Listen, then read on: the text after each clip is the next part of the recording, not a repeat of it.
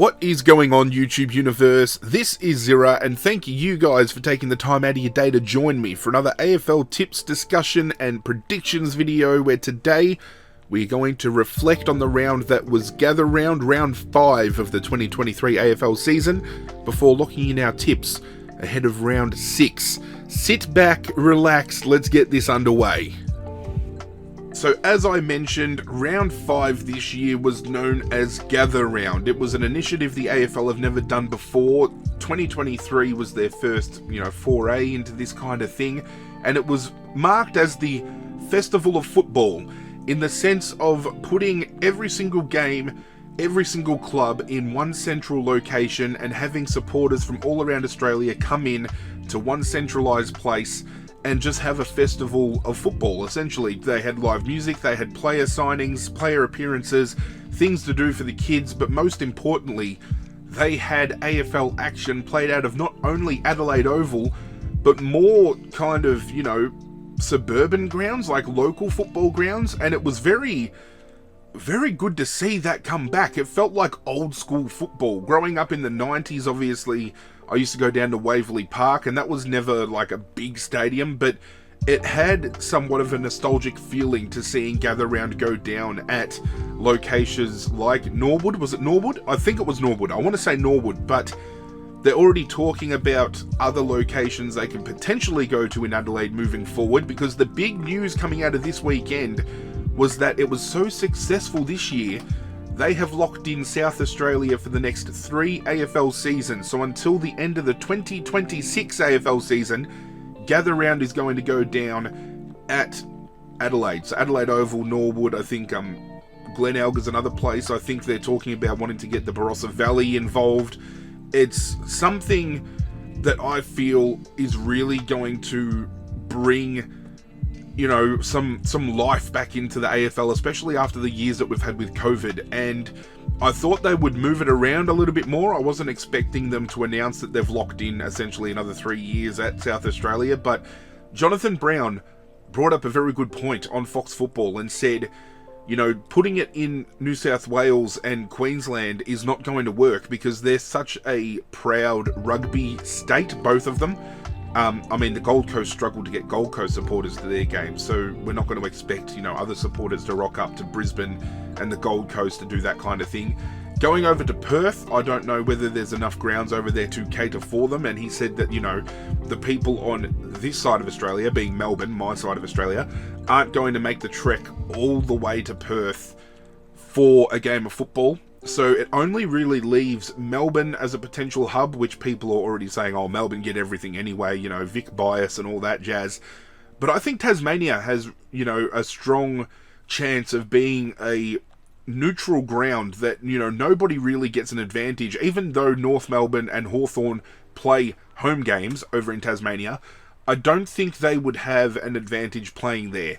And another talking point that came out of the Gather Round was obviously Adelaide took on Carlton and Port Adelaide took on the Bulldogs, in which both South Australian teams won. And some comments have been made about how Adelaide and Port Adelaide had home field advantage in those games, where every other club was forced to play out of their element. I feel there is one way to squash that, and if we're going to see South Australia host for the next 3 years, this is the round they need to do the showdown between Adelaide and Port Adelaide. Either have it as the opener and set the tone for the weekend, or have it as the final game to wrap up the weekend as a whole. I think it is the perfect chance to do so. You eliminate any chance of spectators having a whinge about home advantage and everything like that, and you have all the interstate teams taking each other on as well, so it mixes things up. And you can do the same thing if they moved it to Melbourne. You just have the interstate teams play each other, you have the Melbourne-based teams face each other, and it squashes that. And then obviously in Tasmania, you can have Hawthorn take on North Melbourne, for example, and then the other teams play each other. I think it's a good concept, and I'm very keen to see it go on. But looking at the results for the weekend, I had a good round. I actually got 7 out of 9 again, back-to-back 7s after 3 rounds of 4 in a row. Very happy to start bouncing back here. Adelaide took on Carlton in a game where it was up for grabs in moments, I felt, but Adelaide had control of this game, I feel, from the very beginning, even when Carlton started pressing hard. Adelaide is a team at the start of the year I predicted to be the biggest improvers, and over the last couple of weeks, they have shown glimpses of that, and I'm thinking, I really do think that the brand they are playing at the moment is good enough to see them play finals football in 2023. Carlton, however, hit the road. Unbeknownst to myself, I actually didn't realise they had a bad record at Adelaide Oval. Turns out they did. That came back to haunt them, and they fell by a lot more than the 15 points I predicted. It blew out to almost a 60-point win for Adelaide in the end, and just seeing those young Adelaide kids get up and about and all those goals just keep coming and coming and coming. Had they had kicked straight the first couple of weeks, they could very well be in the top 4, where Carlton are currently, floating around. So I think Carlton are going to cop this one. I believe it was their first loss for the season. They're still locked in 4th position on the ladder currently. But we have Adelaide sitting in 7th, and I think they're still going to be the surprise packet of this year. Fremantle took on the Gold Coast in a game that I tipped Fremantle. I just felt they were due to bounce back. They had been playing some really lackluster football, but I felt they had a real opportunity here against the Gold Coast, just as I felt the Gold Coast had a real opportunity to take down Fremantle, especially after the big scalp against Geelong that they have had this year. And the Gold Coast had this game all but signed, sealed and delivered. When they got to 30 plus points out, I thought it was game over. There is no chance in hell Fremantle come back from this game. And they fucking came back from this game, and it was very impressive to watch. And to see some young kids and some other players from Fremantle that haven't really been lifting when needed the last couple of weeks really stand up tall this week was really impressive to see. And I feel, even though the Gold Coast fell short, they put on a very valiant performance, one that they should all be proud of. I don't know where Jack Lukosius's head is at currently at the Gold Coast, but I'm really starting to think with the year he is having this year, he might be putting on a little bit of a display to other clubs who might be interested in picking him up. I've got a feeling he's going to be one of those players that, even though he is stuck true to the Gold Coast all this time, he might want to have a little bit of a taste of success, and I don't think he's going to get it at the Gold Coast. I think if he wants to get that taste, he's going to have to get it elsewhere. Just my opinion. Later on Friday night, Richmond took on Sydney in a game that played out kind of like the week prior against the Bulldogs, and then the week before that against Collingwood. Richmond allowed Sydney to get a fast break in the first quarter, went down by, there was 30 odd points, maybe 20 plus points difference a quarter time, put on a really good second quarter, brought the game right back into contention. At one point in time, there was a goal in it. We came from almost 40 points down to within 6 points and lost the game by 44. Tom Papley kicked a career high set of goals. He kicked either 6 or 7. I can't remember, but every time he kicked one, I lost the plot. Very undisciplined football from Richmond. 3 50-metre penalties that should have never been given away. Shea Bolton with the whack to Errol Goulden. Marlon Pickett was getting stuck into McInerney all night. We had Papley and Prestia were going at each other, something shocking. Like every time Papley kicked a goal, he was getting right up into Prestia's face. So there was a lot of animosity and bad blood, and I don't know where this came from at all. I don't know whether Richmond players were making comments about the grand final and how they got smacked. I don't know whether that's the case, but whenever certain players had an opportunity to do so, they were getting stuck into their opponent. And I'm all good for a heated rivalry, but when some players are more focused on doing the tough stuff like that, when actually not buckling down and doing the real tough stuff, it's a bit concerning. And I tipped Richmond thinking we could get over the line with Sydney's injuries, but our own injuries kind of, hampered us a little bit, like Samson Ryan dropping easy marks that Toby Nankervis would have swallowed every day of the week. Tom Lynch would have loved the delivery where we're getting inside 50. Unfortunately, Jack Riewoldt was the only one who could stand up tall enough. He kicked 4 after splitting his head open. I thought that was a very good, valiant effort. But I don't know where Richmond go from here. And comments all week have been that they've sold the farm to get Tim Taranto and Jacob Hopper. I think I think supporters and the media are jumping on Taranto and Hopper incredibly unfairly. They both signed 7-year deals. They are 5 games into these 7-year deals. They are far from the problem with how Richmond is currently playing, and if anything, Taranto and Hopper have been Richmond's better players in those 5 games. I think it's very unfair to saddle all of this bullshit on their backs. We've got problems defensively. We are no longer the defence we used to be. Tom Lynch out of our forward line hurts. Not only Nankervis, but Ivan Soldo hurts out of our ruck line. So we're having to play guys that either don't play much ruck or aren't to the calibre of the ruckmen we already play.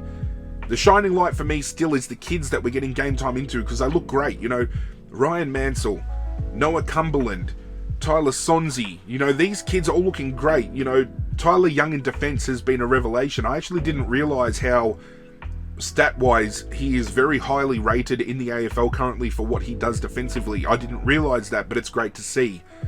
This young crop coming through, I think, is why Richmond were happy to trade off all those picks to get Taranto and Hopper.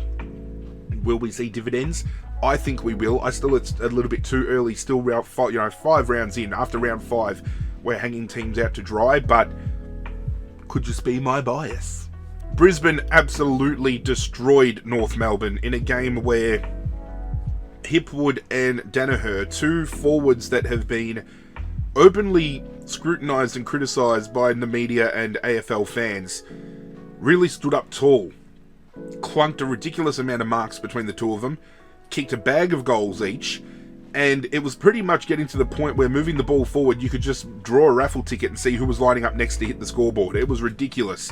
It was good to see young Sheasel kick his first AFL goal. This kid is an absolute gem. I said at the start of the year that I thought Ashcroft already had one hand on the cup, you know, the Rising Star Award, but I think Sheasel is front-running that by a mile. I think he is going to be incredibly hard to beat. If he doesn't have that wrapped up by the middle of the season, there is something wrong.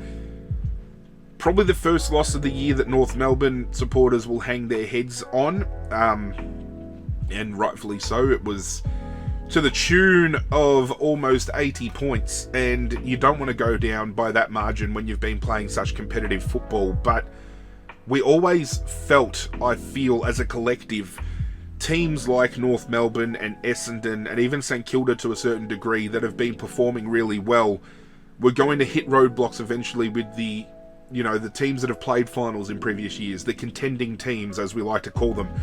And this was the first of North Melbourne's roadblocks. We just hope from this point in time they move forward in a more positive light and they don't retract back into their shells, because they've been playing some really exciting football and I don't want to see this be a permanent downhill trajectory for them. I still want to see fight out of them.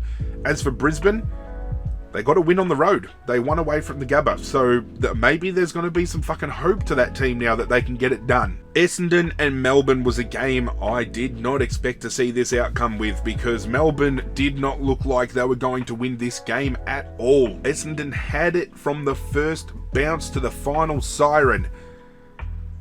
Fuck, they looked good. They looked really good. Like, their ability to counter-attack so quickly and swiftly is just so damaging, and seeing them run rampant on a midfield that is so stacked, and seeing players like Clayton Oliver, even though he had one quarter where he managed to get 20 possessions in the one quarter, I don't understand that. That is crazy, but before it really clicked with Oliver, he was really slow out of the gates. We're not used to seeing a Melbourne team like this, and unfortunately, coming off of the comments I was saying about Brodie Grundy really coming into his own, he really lacked any form of defensive pressure, and the fact that Sam Draper was able to go up and kick 3 goals, Andrew Phillips was able to go forward and kick goals, Brodie Grundy wasn't doing what Max Gawn has been so accustomed to do, you know, floating back, filling the slot, getting that intercept mark, playing defensive football.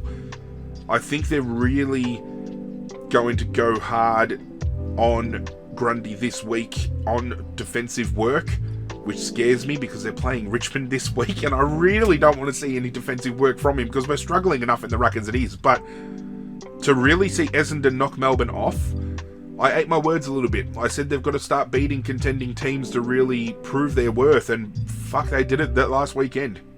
Port Adelaide ended up beating the Bulldogs in a very tight contest in pissing down rain. I mean, it pissed down. Another game where Jason Horne-Francis was copping a lot of boos from a club that, you know, he didn't play for. We've seen Collingwood almost boo him completely out of the MCG. The Bulldog supporters were getting stuck into him this week. Ken Hinkley took to the media saying it was disgusting. To a certain degree, I can see why people are booing, and it goes deeper than what the media are trying to tell you, because, you know, people within North Melbourne that I know of, you know, have explained how bad things with Horne-Francis were getting, and now I understand where some of that animosity is coming from. But to have opposition clubs that have nothing to do with him booing him for no apparent reason other than to boo him, I don't get it. And it further illustrates that booing players is not just a racist thing for any, you know, Adam Goodes loyalists out there who still want to stay on that bandwagon. Because it's getting as bad. I mean, I haven't heard an individual player get booed as much as Horne-Francis has been since Adam Goodes last played football. Geelong came out and absolutely destroyed the West Coast. It looked like at one point it was going to be 100 plus points. It really looked like they were going to get to a triple figure win. They ended up coming back and they brought it back to within 50 points. And I think given where West Coast is at with their injuries and the list that they're currently playing with, you know, Geelong coming off of a premiership and getting that big win against Hawthorn with all that momentum coming through, I think West Coast will walk away taking that as a win. I know a lot of West Coast supporters that have been saying, you know, if we get within 40, 50 points, we'll be happy, you know. Pretty sad times when, as a club, you're happy to accept a defeat if it's in a certain margin, because obviously we want to see our team win every week. I think some fans of West Coast, though, are just trying to be realistic with where they're at. And it's a shame because they actually started this game just like they did against Melbourne the week prior. They actually looked, you know, like they wanted to move the ball around. They wanted to take the game on, but it's just things break down. And when you've got as many injuries to key personnel as they have, and, you know, top talent at, I think the commentary team said there's 9 players that are over 30 on that list. It's going to be a really big transitional period for West Coast over the next couple of years, and unfortunately there could be a lot more outcomes like this for them, which is sad to say. Geelong, on the other hand, should be thankful they were fixtured to play Hawthorn and West Coast back-to-back, because they've had 2 absolute thrashings and all of a sudden are back within premiership chatter again. I don't get it. You've got teams that fall short of the mark due to injury or, you know, not playing the way they usually play, and they're written off. You've got Geelong, who gets beaten the first few rounds by teams like the Gold Coast, and all of a sudden they flog 2 teams that are predicted to be bottom 3, bottom 4, and now they're in the premiership window again. I don't fucking understand the chatter sometimes. I really don't. GWS and Hawthorn ended up being a very good game of football to watch, with the Giants coming away with a win by 2 points. I thought the game was going to be a bit of a bigger blowout than that. To Hawthorn's credit, they stuck in thin. Big injury out of this game. Chad Wingard severed his tongue. That means he lost his tongue. Like, severed means it's completely off, right? That's my understanding. That's, fuck. But it's good to see Hawthorn playing some good football off the back of what happened against Geelong the week before. It shows that these kids didn't drop their heads and they came to fight, and that's what you want to see from your team. Even though if you're not expected to win a game, just come out and fucking fight for it. Just give it everything. You got nothing to fucking lose. Well, you got a game to lose, but you know what I mean. You get the concept. Just throw everything you have at a game. Don't let, you know, preconceived notions of how you're going to perform stop you from performing. And then the final game of the round, Collingwood St Kilda. St Kilda knocked off the undefeated Perch. However, they were a game clear, so they still sit on top of the ladder after 5 rounds, actually. They were undefeated for 4. They lost in round 5, but they are still on top of the ladder after 5 rounds. It's fucking crazy to think that the top 4 right now has Carlton, Essendon, and St Kilda in it. Who would have fucking thought? Because I fucking didn't. So after 5 rounds of football, boom, AFL ladder right here, ladies and gentlemen. As I said, the top 4 teams, St Kilda, Essendon, Collingwood and Carlton. The top 8 rounds out with Sydney, Melbourne Adelaide and Brisbane. Outside of that, we have Port Adelaide, Geelong, Fremantle, GWS, North Melbourne, and the Bulldogs, with the bottom four currently being Richmond, Gold Coast, West Coast, and Hawthorn. Now, while I tipped 7 out of 9 correct tips this week and had a pretty good week, I thought, there were a handful of people in our competition that managed to get 8 out of 9. So congratulations to Benny Craig, Christians CZ123, Brighton 75, Madge Tiges 77, Macca0303, and the Welsh Duke for getting 8 out of 9 correct tips. And as we transition to see who is leading the competition, we now have a 3-way tie at the top of the ladder. We have Rockstar Pool 69 sitting in first spot overall through total margin, but following that, we also have Christians CZ123 and Benny Craig tied with him, all with 30 tips each. I managed to work my way up from 21 to 15. I'm very happy with that because 15 is one of my favourite numbers, one of my lucky numbers. It's my birthday number, so I'm starting to climb. I'm only 4 tips behind the lead, ladies and gentlemen. I'm back in fucking contention. Now it is time for me to lock in my tips for round 6. We kick off on Friday night at Optus Stadium with Fremantle taking on the Bulldogs. Now, for the very longest amount of time over the weekend, I have wanted to tip the Bulldogs in this game. Something has been telling me the Bulldogs are going to get up at Fremantle's home ground and beat them. But then I just remember how Fremantle came back against the Gold Coast and just played really inspired football, and I'm going to back Fremantle in at home. I think they can get it done. It's going to be a very close game. I'm thinking 13 points. It's going to be very close. Going to be an interesting ruck battle because I think Tim English can beat Sean Darcy around the ground. I feel Luke Jackson needs to be the one to go with Tim English around the ground in this game. We'll see how it goes. Saturday night, or Saturday afternoon rather, at Adelaide Oval, we have Port Adelaide taking on the Eagles. It's not getting any easier for the Eagles, and there is a really big talking point here with West Coast wanting an extra home game allocated to them in this fixture because they've had to play in Adelaide 2 weeks in a row. Obviously, everyone played in Adelaide for Gather Round last weekend, and they're back there this weekend now. They could have stayed in Adelaide for a week, maybe asked the AFL to put them up for expenses or whatever the case may be, but they have chosen to go back to Western Australia, and then they're flying back for this game. And they think that there's a big inconvenience with that. No talk about the fact that the previous 3 rounds heading into the Gather Round, so 3 out of their first 4 games of the year were all at home. Don't think there's room to argue, really. But Port Adelaide are going to win this quite convincingly. There's no telling me otherwise. Manuka Oval, Saturday afternoon, GWS taking on Brisbane.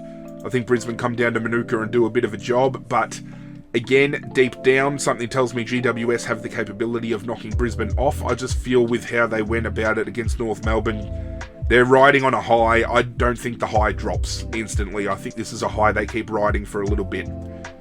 Saturday night at GMHBA, we have Geelong taking on Sydney. Sydney will get some players back, but I don't think it's going to be enough. Geelong are going to win this one here. I think it might be closer than what people anticipate. I only see a couple of goals being in it either way. I still feel if they don't get all of their defensive players back that they lost with injury, it's going to hurt. Armity went down with a hamstring last week against Richmond, and they're not in a hurry to bring Lance Franklin back, so they're only down to pretty much Logan McDonald up forward as a tall target for Sydney. So they've got some injuries to worry about. They've got a little bit of woes. I think Geelong might capitalise on that. Sunday kicks off in Tassie with Hawthorn taking on Adelaide. I think Adelaide just continue playing the way they have been playing and get a decent sized win here. Even though you could technically say Hawthorn has a home ground advantage, I don't think it plays in well. If they can keep this a close contested game of football, it'd be great to watch. But I think Adelaide are going to win this one by 6-7 goals quite comfortably. Marvel Stadium, Carlton St Kilda. 50-50 coin flip here. I really don't know how to go about this game. I feel this is probably shaping up to be potentially the best game of the round.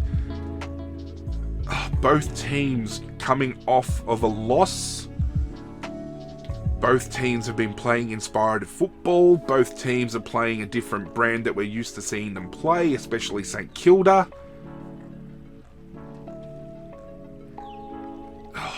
I don't know. St Kilda played a very good game against Collingwood, who were a good team, and then Carlton were tipped to beat Adelaide and fell short. I'm going to go St Kilda. I'm going to go St Kilda here.